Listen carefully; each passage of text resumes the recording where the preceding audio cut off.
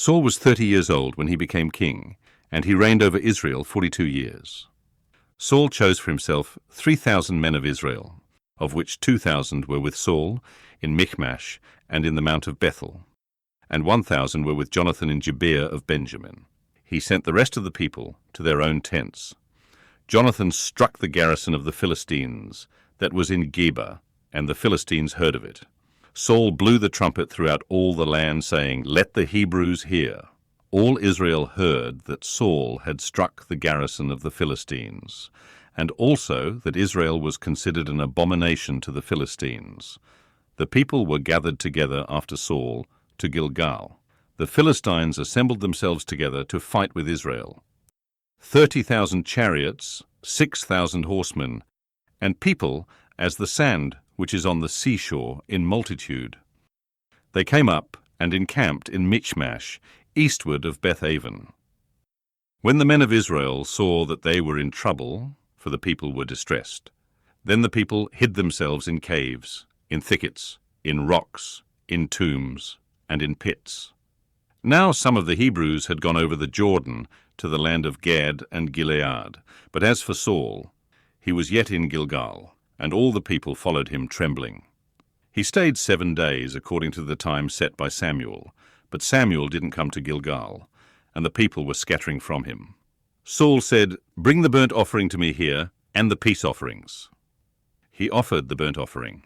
It came to pass that as soon as he had finished offering the burnt offering, behold, Samuel came, and Saul went out to meet him, that he might greet him. Samuel said, "What have you done?" Saul said, "Because I saw that the people were scattered from me, and that you didn't come within the days appointed, and that the Philistines assembled themselves together at Michmash. Therefore I said, now the Philistines will come down on me to Gilgal, and I haven't entreated the favor of Yahweh. I forced myself, therefore, and offered the burnt offering."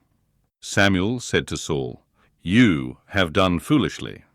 You have not kept the commandment of Yahweh your God, which he commanded you, for now Yahweh would have established your kingdom on Israel forever.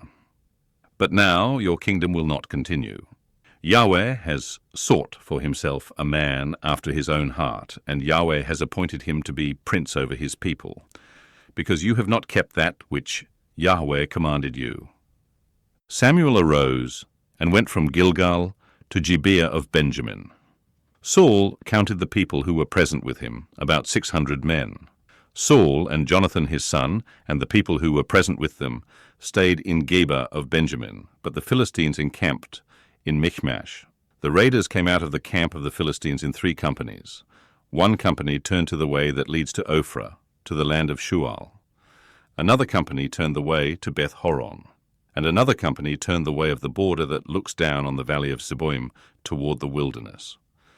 Now there was no blacksmith found throughout all the land of Israel, for the Philistines said, "Lest the Hebrews make themselves swords or spears."